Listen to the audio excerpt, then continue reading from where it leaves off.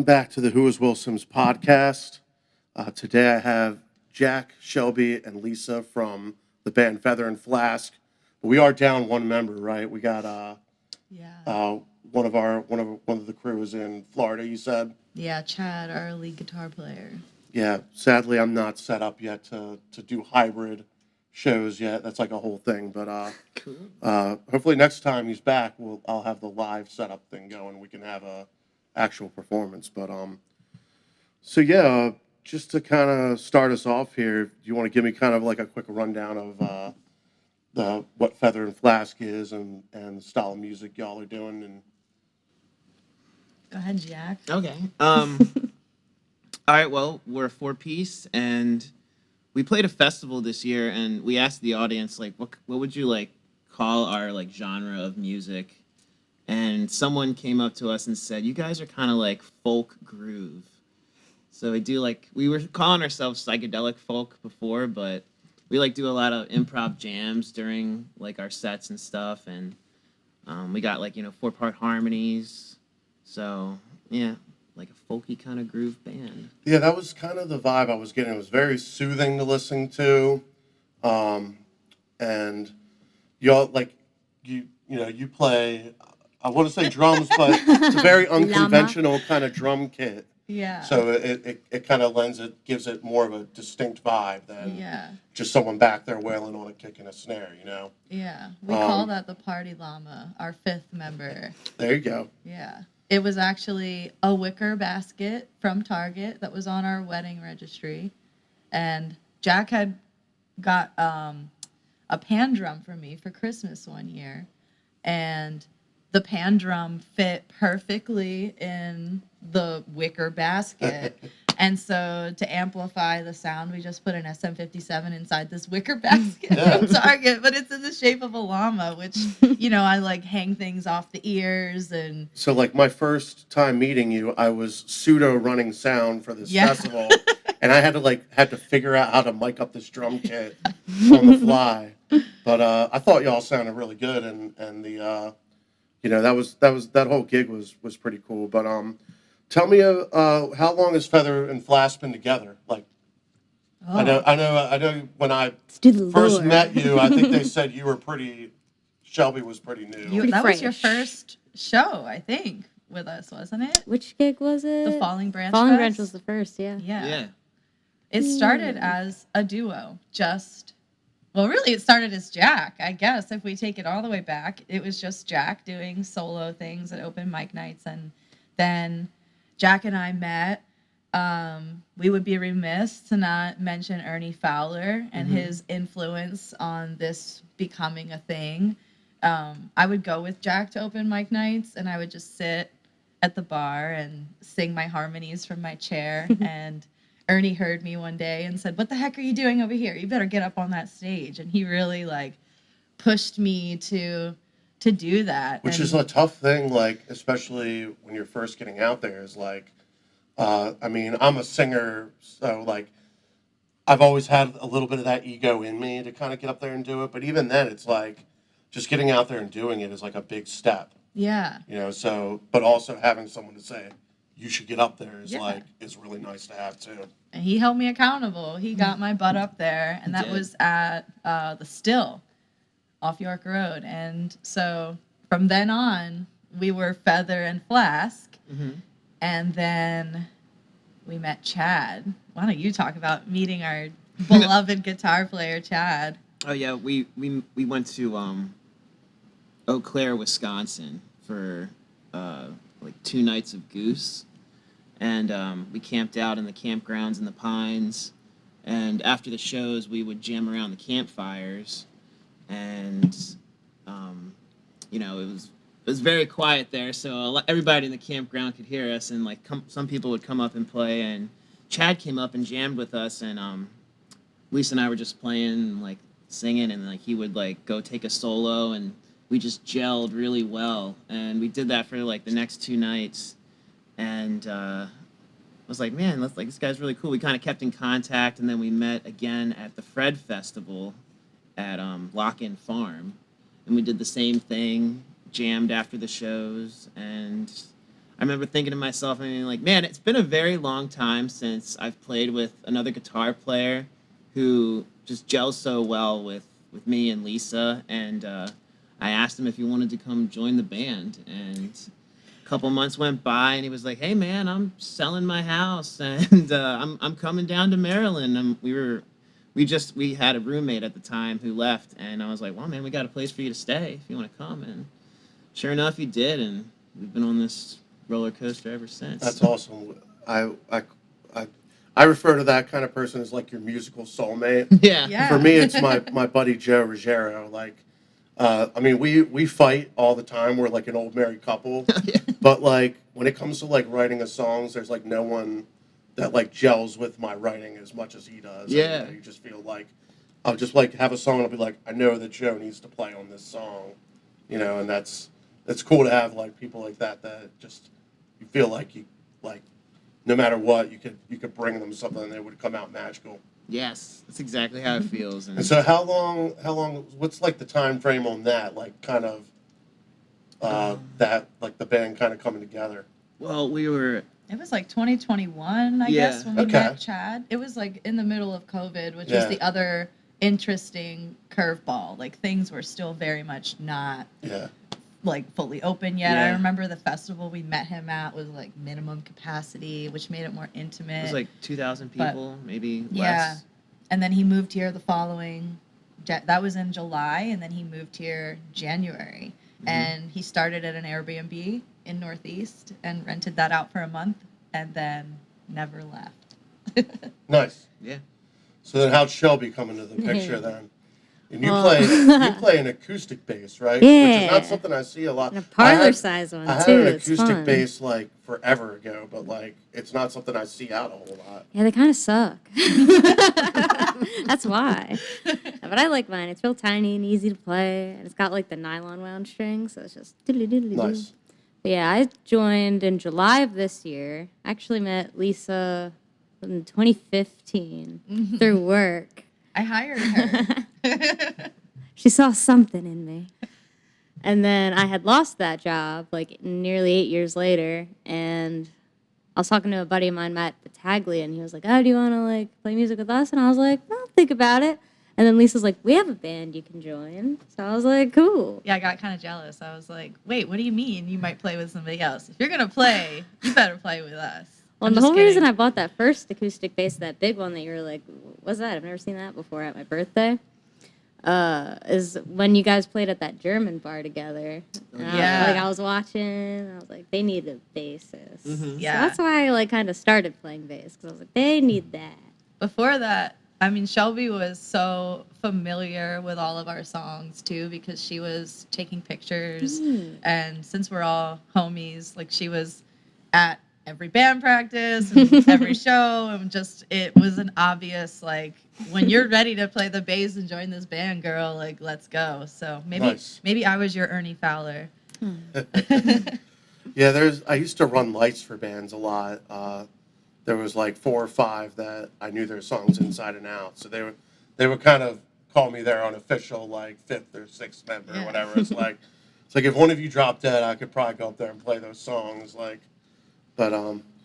So you're working on a record. How many songs? Well, jury's out on that. I'm saying 12. Jack says 8 to 10. Yeah. But Well, there's maybe 10 or 11. Maybe- I didn't know you were saying 12. I was like, maybe oh, okay. we'll compromise and land at 10. Okay. Yeah. 11's a cute number. You have to have the Target special edition that has that Oh, one bonus track. Yeah. So, Acoustically. Yes. There will be so one whatever- bonus track. Yeah. We have that part figured out. Mhm. Should we spoil it? Are we spoiling it? Well, I guess so. Okay. So one of the songs on the album will be Electric Blue, and we're going to also have an acoustic blue. So same song, just acoustic, There you go. different arrangement. That's cool. There's a couple of songs that when I was first starting out, like I ended up recording one version of them, and I didn't want to say I didn't like it, but then I was kind of inspired by the song to do like a new version, but I always put the old version on it. And in some cases, people liked the old version of it more than like my inspired new version. But I think it's cool to have stuff like that Yeah. to offer listeners because, the more sides that you can show of yourself as a musician, I think people appreciate that.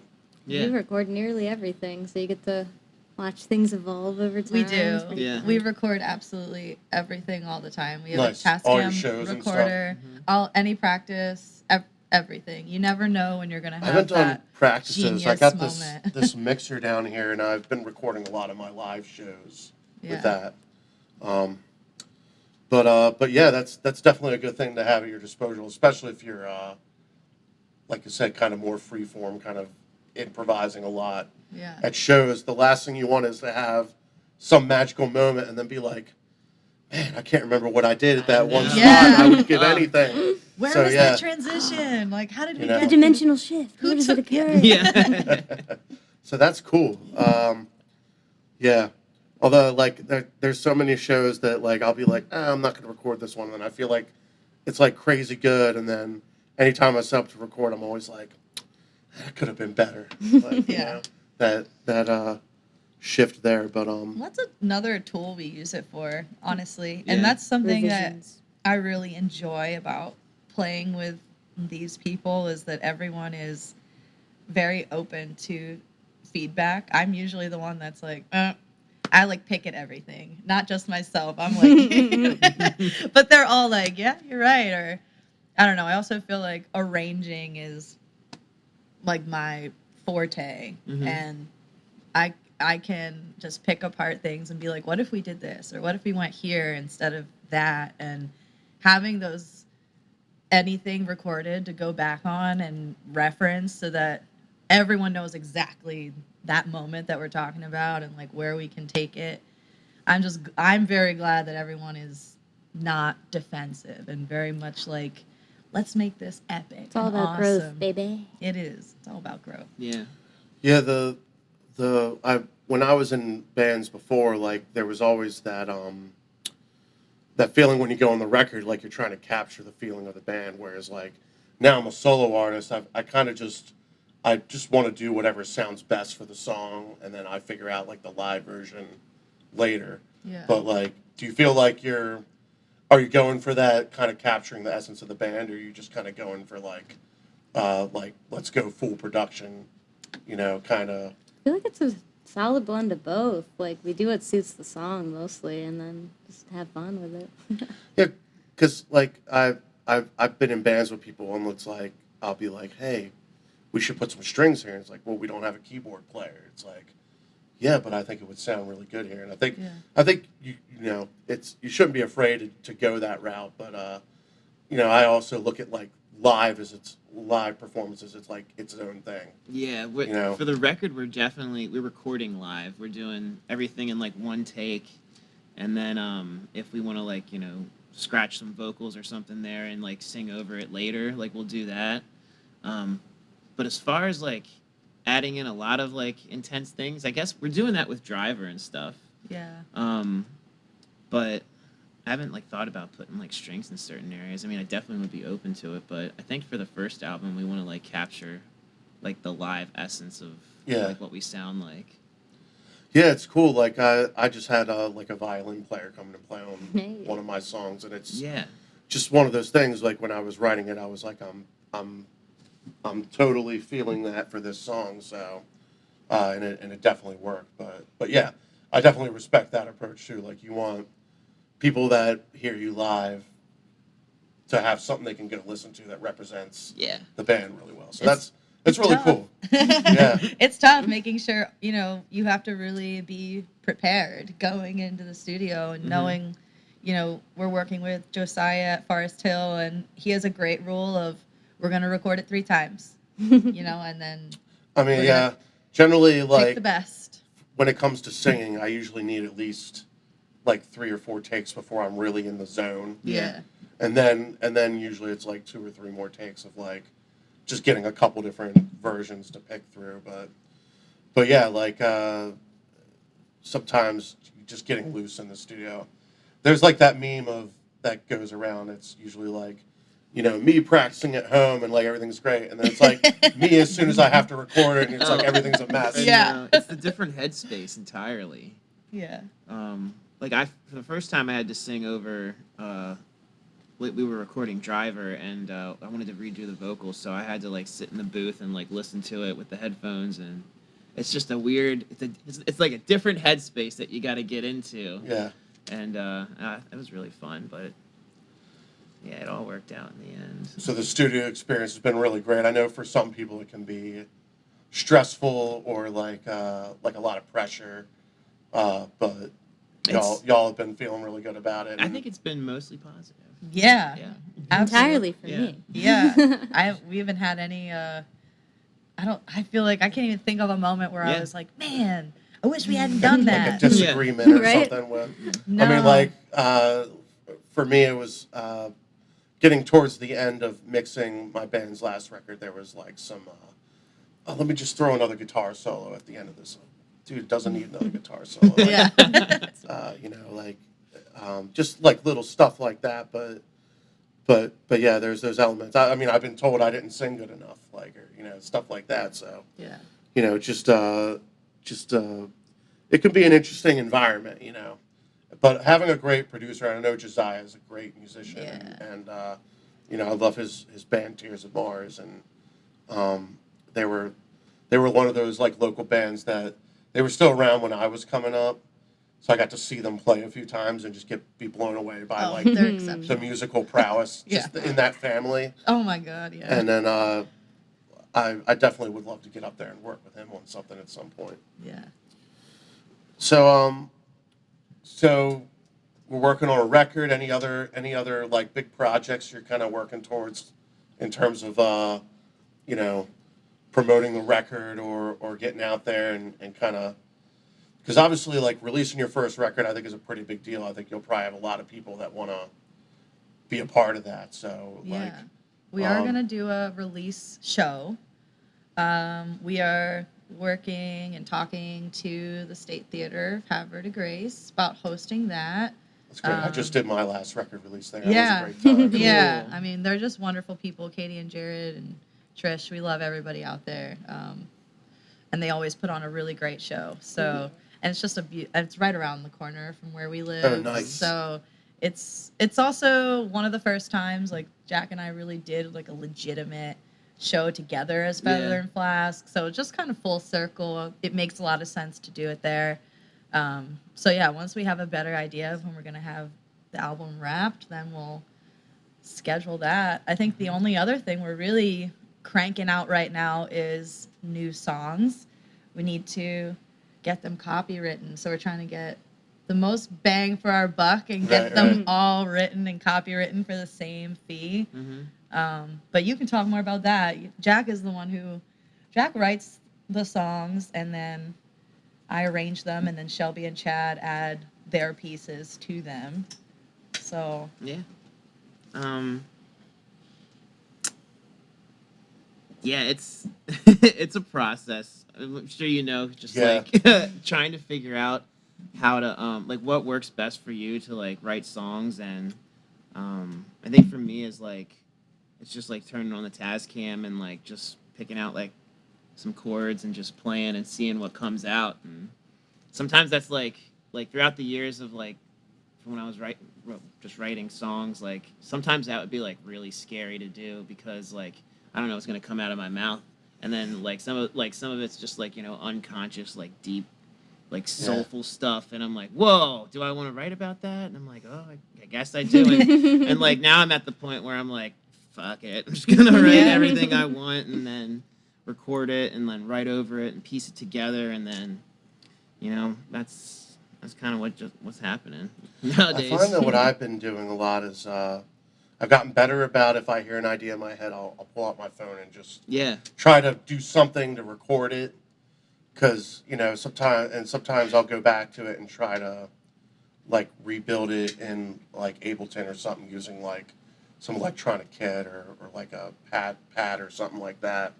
And sometimes I'll start working and I'll be like, I don't know if this was as good of an idea as I thought it was at the time, but every now and then, like, if I just sit down and I start playing something guitar and I like how it sounds, I just pull out the recorder and record it. Or if I get an idea for a lyric, I type it out in my notes, which is cool to have like something like that you can keep track of those ideas. I use Snapchat a lot too, and I'll send it to everybody. Just Oh, like, nice. and then like I'll just like, all right, that's recorded, because like then like later in the year or something, or I'll just revisit my like my snaps, and I'm like, oh, I remember that song. Like, What song was it that you just sent us like 1 year ago? oh, Is that I don't. Electric Blue? Oh yeah. No. It was Driver.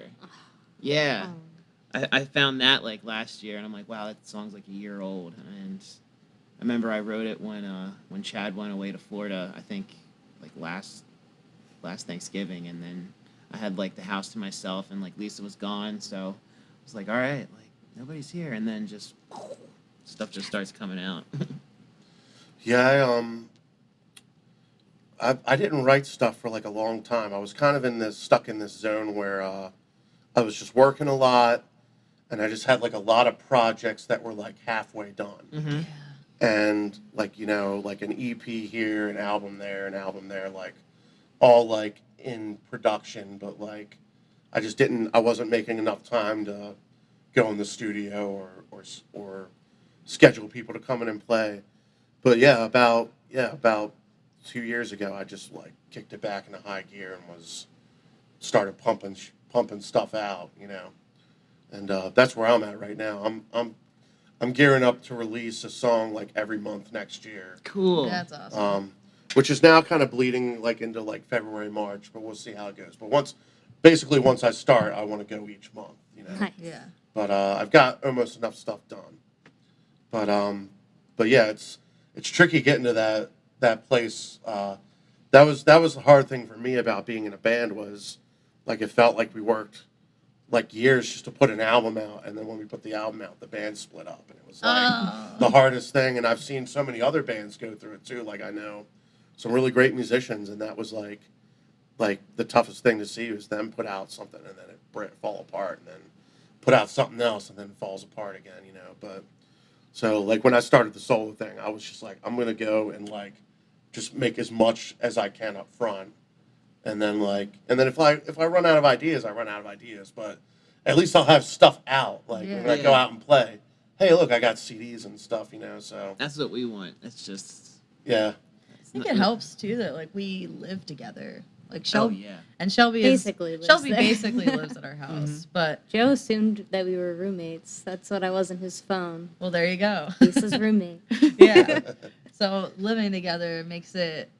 I think it. I feel like a lot of people might think like, oh, what if you guys like, do you fight or any? And it's just No. it's just not like that at all. Like I've known Shelby for so long, and like we work together through some really intense stuff at our jobs, and in like not home life. So I'm like, I know that I can thug through pretty much anything with her, and she's down. And like Chad is just such like a light presence, and like not your typical, your stereotypical, I should say, lead guitar player where you're like battling an ego or anything. Like I really like his playing. It's very like nuanced. I don't ever feel like you're overdoing it. Sometimes I'm like, let's Let's go. do it. Yeah, like take it, man. Like you got it. Like rip it, shred it.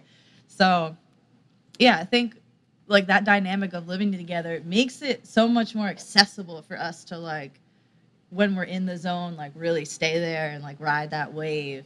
And then we have plenty of time apart. Like Chad's been away for like 2 months now, and like I have to go on work trips a lot, and that gives us that solo time too to like, collect our thoughts and think about either content or arrangements. And I feel like Jack comes up with most of his content when you're alone. Mm-hmm.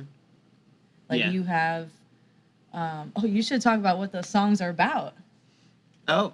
The songs for the new album. It's gonna be. I feel like it will be a very cohesive album. But what the see, like what are a lot of like the themes you kind of focus on in It's- your lyrics? it's very different. Like every song is.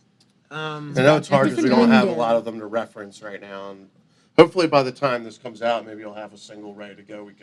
We could put it on the end of the podcast. We but, should have Driver ready for January. Yeah. nice. I could talk about that one. And Electric Blue and Candy Mhm. Stripe. OP. Talking about your songs is hard in a lot of ways because I know that for me, like especially early on, like I didn't even really know like what I was writing about. Yeah. Now I think about it a lot more when I'm in the studio because like I want the song to feel like it has a journey to it. Hmm. And sometimes I listen back to my old songs and I'm like I was just kind of rambling whatever nonsense was, coming out of me, but that's like the real trick. And I know plenty of bands that are I wouldn't say nonsense bands, but like bands like Nirvana and the Beatles had just as many songs where it's Oh, like, yeah. what are they even talking about? Yeah. Oh, bloody. But I also think about I'm the bands walrus.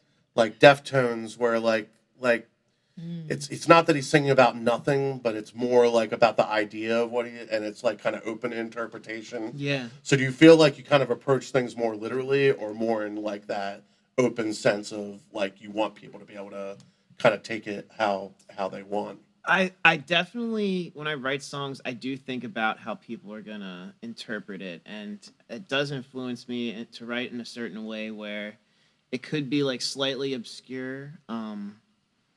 Like Drivers is kind of like that because like it started like when I was like 15 and I was going to like my music lessons, and my dad would like drive me because I didn't have like my driver's license, and it was kind of like a joke my parents would have. They'd always want to have like a chauffeur so they could like drive certain places and not have to drive. But that song, it's also about like removing your ego, because there's like a line about like pulling the mask off your eyes. And the song's like, I was thinking about this the other day, like the song's history really spans like my whole lifetime of playing guitar, and like the chorus part kind of talks about like some certain psychedelic experiences and whatnot, and like kind of just finding yourself and like letting go of yourself. Electric Blue is about my dad, and then we have another one that's gonna follow that one on the album called Light On. That one's about my mom. But like Electric Blue is about my dad and his like battle with Parkinson's, and a lot of people come up to me after like playing shows and stuff, and they're like, "Man, I really like that song. Like, it sounds like a summer song. I'd be like jamming out into my car, like driving on like a road trip or something." And I wrote it in a way so I think people could like interpret it in their own way, because I definitely have had like the feedback that people are doing that, and um, yeah, that one's definitely about like my dad and Yeah, that's a good like illusion to kind of cast when like you're kind of hiding like a really dark theme yeah, under the blanket of like a really kind of whimsical kind yeah, of kind of musical styling. Like yeah, there are a couple songs that are like that. I usually tend to lean into like the darker sides of music. Like if I'm angry, then there's going to be a lot of screaming and distorted guitars and yeah, stuff like that. But yeah, I just wrote a song. My father passed away earlier this year, like very sudden cancer, Mm. like rare cancer, and so there's been a lot of stuff I've been writing about, like to kind of tribute him, yeah, and that's like it's such a surreal thing. Like to me, it was like it was such a sudden thing that like it's like I'm almost not even sure if I've really processed it yet, hmm. but. Did they come But out all at once? there was definitely a lot of stuff that like felt very natural Yeah, that came out, and then there's certain songs that like I kind of like kind of twisted and made it more about that, and then there's some that I'm kind of doing that are more like I don't want to say fairy tale-ish, but I'm kind of making it into something like more. motifs and stuff. Yeah, like I want to do one that's called The Ballad of Tommy Sims. Cool. And I want it to be kind of like an old western-y kind of tale about, that kind of, I don't know, that when I think of like him watching like old westerns or something Yeah. like that, Yeah. something along them lines. So, With a big iron on his hip. but I also want to like tackle like just like the stages of grief and stuff like that. I got a lyrical kind of idea with that I want to kind of make a really dark, moody, almost electronic kind of sounding song. So that's just been like this really interesting way of kind of dealing with writing that, and that's so yeah. I'm excited to hear it. So you got a single planned for January. Mhm. What do you think the timeline is for getting the record out? Well, we're on like a fast track now. Mhm. Just don't make the mistake most bands make of booking the CD release show and like the Oh, yeah, album's, no. Oh, yeah, no. album's not done yet. Oh no. No. So we're gonna book probably like a whole week or 2 week stint and just get the rest of it done. Nice. Chad's coming back at the end of January, so the three of us are gonna try and like lock in the rest of these newer songs so that and we'll send him pieces, of what we have so he can kind of noodle from Florida and figure out what he wants to add to it, and hopefully we can get it all done in like 2 weeks worth of sessions. I quit my job to play music. Nice. So I'm all in 110,000% financially. Nice. Hoping that like this works out. And I feel like that's a good indication of my level of confidence in these people and in what we're doing. I feel really good about it. Good enough to quit my I like my job. I'd love to play music full time, but I don't know if I have that many connections yet that I could just book up my schedule like that. Yeah. But even if I could do like right now, I'm doing about between 4 to 8 gigs a month, depending on the month, which is pretty solid. I'd love Yeah. to, I'm one of those musicians, like I could do it every night of the week For sure. if it was available to me. I'll do But two now I in a started a day. podcast, so I don't know how We've that's going done to 2 in affect a that. day. Yeah. But yeah. So yeah, I mean the I always say you have your whole life to write your first record, but like the challenge is like what do you do after that? Is there any like thoughts to what's going to follow it up? Do you have anything like any thoughts of like how you might like take the next one to another level, or are you just focused on this one right now? I think we're focused on this one right now, but we very much want to do either like an completely acoustic album, Nice. Yeah. or a live album. There you go. And maybe both, Yeah. both of those things in the future Nice. for sure. And we plan on taking this. We actually, like, believe it or not, have a lot of people from the Midwest that just love us. Nice. So There you go. we're thinking ahead to like later this year of traveling to do some shows. I don't want to call it a tour, but I feel like if we can, Call it a tour. And Yeah, it right. sounds cooler. right? Yeah. I mean, if we can, connect with some of our friends out there and just do a couple, even if it was just like Yeah. 4 nights in, the Gotta learn- Minnesota area. Gotta learn how to do that targeted marketing online, and then you never know where like people will be vibing with you. Yeah, we have connections. Well, obviously Florida, that's where Chad is. Mhm.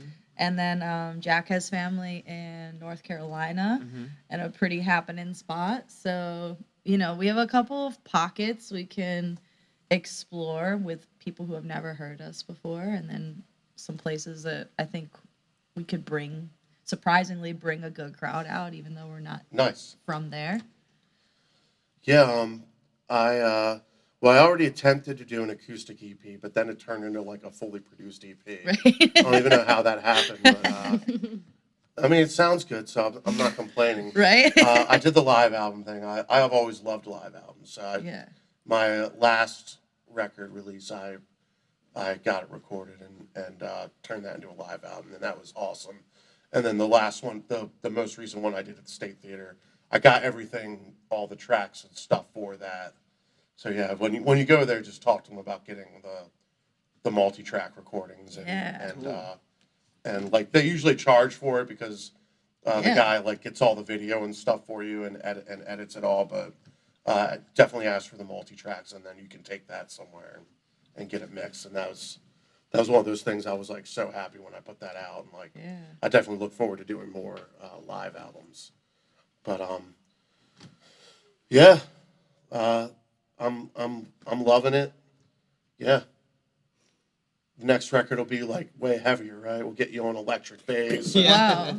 Get you We'll like see. a double basket, like I think kick I thing. think this record is going to surprise people, which is why we're putting Driver out first. I think it's the biggest departure from what we're known Nice. for. Mhm. So we're kind of just gonna drop Driver and let that simmer, and have people be like, "What the heck? That's Feather and Flask." Like, Yeah. But it's definitely, I would say, like our weirdest, maybe heaviest song, Mhm. and yeah, we're gonna show that first, Yeah. and let everyone kind of wonder what the rest of the album will sound like. But That's awesome. yeah, Yeah, you know, I do a lot of videos and stuff for my songs too. Like I've hired people and I mean it's pretty easy these days to get a music video, but yeah, get like someone out to film you guys when you're playing and stuff. You could put together a music video pretty easily, but yeah. Cool. Yeah. doing something like that's really cool too to help push songs.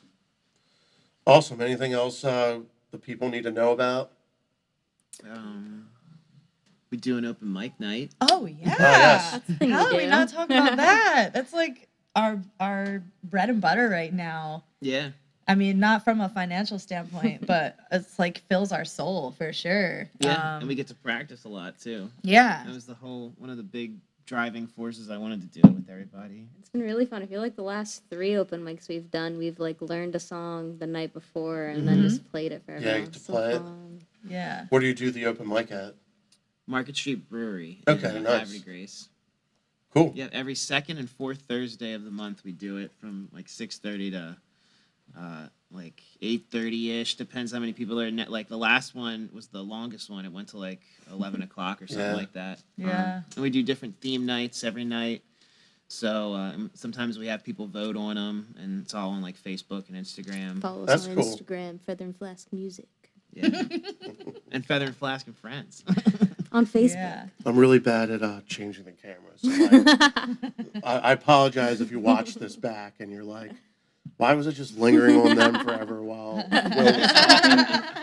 But I'm engaged here. So Yeah. That's where You it know. matters. if I was smart, I'd just leave it on like a wide shot. But I want it to look like there's production value. Hell yeah. But yeah, I've run many an open mic over the years, and yeah, it can be a really gratifying experience to see, because there's probably so many people on Facebook that I met at open mics who are now like playing regularly, and I'm just like, man, like you started that open mic forever ago. I mean, even like people that like wanted to kind of do like stand up comedy, like kind of Yeah. got up there and got to do stuff, and just yeah, it's a really cool thing to be able to offer to musicians who want to get out there and Yeah. get their feet wet and have a place to kind of, you know, be heard. Yeah. I feel like it's even gone beyond that. We've gotten really beautiful feedback from like locals that just live in Havre de Grace. And even there was a lady, Rhonda, we met from Lancaster. Yeah, she was And blown away. she was like, when do you guys do this? Like, I will drive down once a month and I will check this out. Like, this is amazing. We don't do anything like this out where I'm from. So it's been really just gratifying to get that feedback. And then we get the opportunity to get our chops up, you know, being able to play out like every 2 weeks. And like Shelby said, challenge ourselves with learning a new song. We've done, what have we pulled out of our butts? We've done Kung Fu Fighting was Kung- epic. Kung Fu Oh, Fighting. yeah. We did a 70s theme and we learned Kung Fu Fighting. That was maybe my favorite. Santa Claus is coming to town by the Jackson 5 Yeah. was There a you go. trip. That was stuck in my head for That was a a while. trip. Yeah. That was I've was been a lot. That was a trip. I've been doing a lot of shows at the Horse You Came In On, which is down in Fells Point. Yeah. And that's been one of the coolest places to play. I mean, I primarily do covers there. If it's like a slow night, I'll do like a bunch of originals, but it's always fun. Like there's usually like just a lot of young drunk kids, Yeah.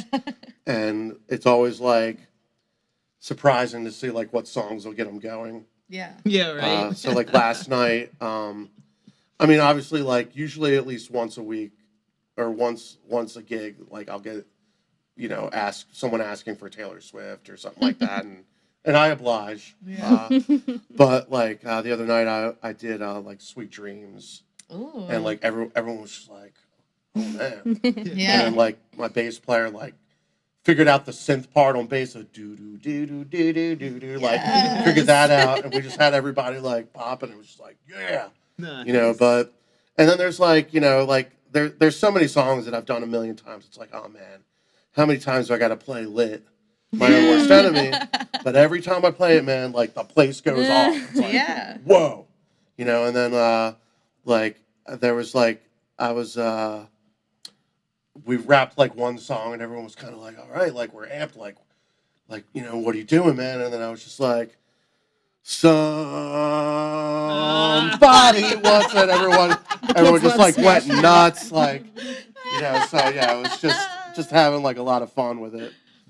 But yeah, so I'll have to come and check out the open mic sometime because I would love to come hang out. And yeah, so this is Feather and Flask, everyone. Lisa, Jack, and Shelby. I'm terrible. I'm so horrible with names. Jack's a tough one. Yeah. He's actually John. Makes it Legally. tougher. He's a John Jack. But thank you for coming on, and like I said, I hope to have you again once the record's out, and we'll do like a live jam kind of thing. Yeah. Thank you for having us. Yeah, thanks for having us. Cool. Thank you so much, everybody. Follow the links in the description to check out more music from Feather and Flask.